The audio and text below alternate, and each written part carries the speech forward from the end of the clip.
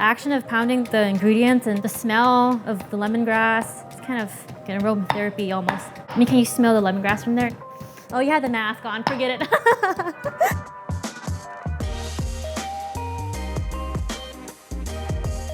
Hi, I'm Knight. I'm the cook and owner here at Nyambai. Today we're making Amok. Amok is a fish souffle where you steam fish with curry and coconut milk. I'm going to start off by making kreung. Kreung is the foundation for many Cambodian dishes. First, you'll need lemongrass, fingerroot, shallots, garlic, galunga, turmeric, and mercot lime leaf. You can do this with a food processor, but today I'll show you how to make kreung in a mortar and pesto, the traditional way. First, you want to peel off any tough layer from the lemongrass until you reach kind of like a smooth point here. Once you have that peeled off, you want to trim off the tough end. The smaller you cut the lemongrass, the easier it is for you to pound it in the mortar and pesto, because if it's too big, then you'll probably be stuck pounding lemongrass all day. So make sure it's nice and thin.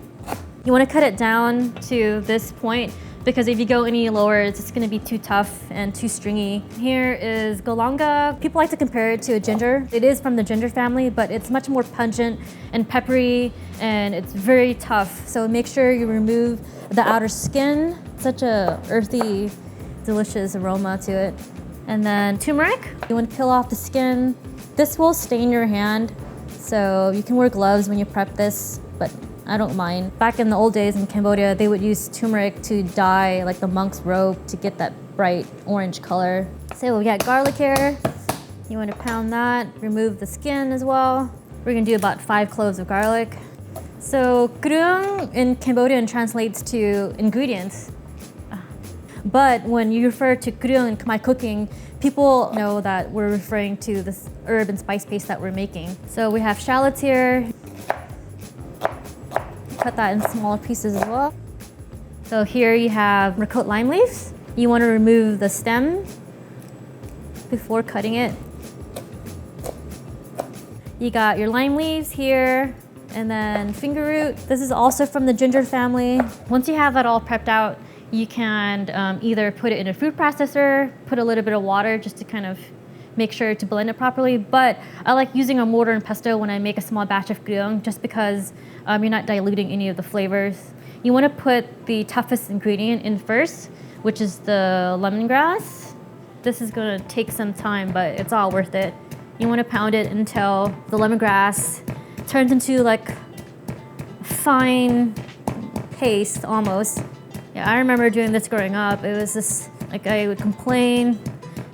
Me and my brothers would take turns doing this, but now I appreciate it even more, just because it reminds me of just learning how to cook with my mom.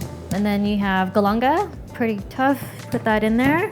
So that looks good to me. It's like this nice paste. And now we want to add the fingerroot. I'm actually going to put the turmeric in too. Cambodian food is like a lot of effort, but it's all worth it. Now I'll add the garlic. I would call my mom up when I moved out for school for certain recipes, and it was just really hard to replicate it because she didn't have any recipes. So I would just kind of have to play with the ingredients and taste and cook, but just like how I remember the dish. So I just added shallots, and then you move on to the lime leaves here, and that's the finale here. My arm. I wish everyone could smell this, but once you make it at home, you can smell it on your own. But here's the kreung. It's beautiful. Now we're preparing the chili paste. These are dried California chilies, and you just soak it in hot water until it becomes soft. So I'm gonna cut it into smaller pieces. So that's it. You have your chili paste. It's not too spicy. I like it because it's sweet. So I have this beautiful piece of cod here. We want to cut it into chunks. You can either use chicken, shrimp. You can make this vegan as well by using like mushroom, cauliflower, or whatever like hearty veggies that's in season. We want to mix everything together now. We're gonna use about 3 tablespoons of the kreung, and then we're gonna put all of the chili paste. And then you want to add coconut milk, about a tablespoon of fish sauce, shrimp paste, that's a little bit more than a teaspoon. and then a tablespoon of sugar. And then you want to mix that together. Make sure to break the shrimp paste because you don't want chunks of it in there. You can make this without shrimp paste, but I like the funk from the shrimp paste. Once you have that, you will add your fish. Let the fish marinate. And then what makes it a souffle, we're gonna put 2 eggs in there. And you wanna gently break the egg a little bit and throw it in the fish mixture. Okay. And you wanna mix it really well. Okay, I'm gonna grab my salt, just a pinch. So we have our fish mixture. Now we're gonna make a vessel to steam it in. Traditionally, we steam the Amok in banana leaves, but if you can't find banana leaves where you're at, you can just steam it in a ramekin, but when you do buy it at the store, it looks like this. You want to make sure you clean it properly and then cut it into a circle like this to make the banana cup. If it's too tough, you want to soften it up a little bit by just putting it over a flame, because you don't want this to be too thick or too tough, because once you fold it, it'll just tear and break apart. So this helps soften up the banana leaf. To make the cup, you basically take one side of the banana leaf and you want to fold it, form like a pleat, and then you secure it with a toothpick. So that's one side of the cup, and then you just want to do it 4 times. You got another pleat there, secure it with your toothpick. So you have your banana cup. Cute, huh? Traditionally, we line the banana cups with, in Cambodia, we call it slok nyo, but it's hard to find here, so I like to substitute it with any hearty leafy green. Like today I have pea shoots. I'm just gonna put it on the bottom of the banana cups here. And then you want to gently put the mixture in the banana cup. Okay, just halfway, because it's gonna poof up. All right, so you have your Amok ready to get steamed.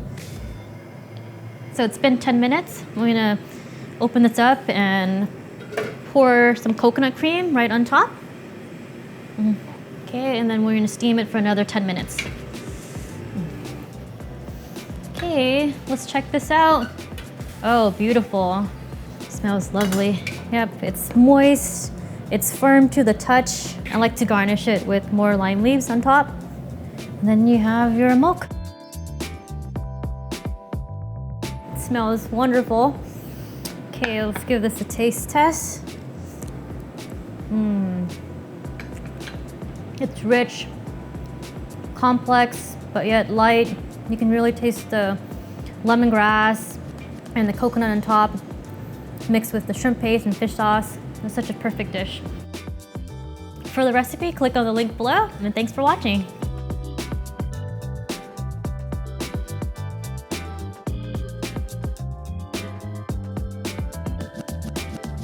I'm using like this weird bent kiwi knife. My mom, you know, she always bought kiwi knives because they're so cheap. They're super sharp, but cut lemongrass a few times and toss it.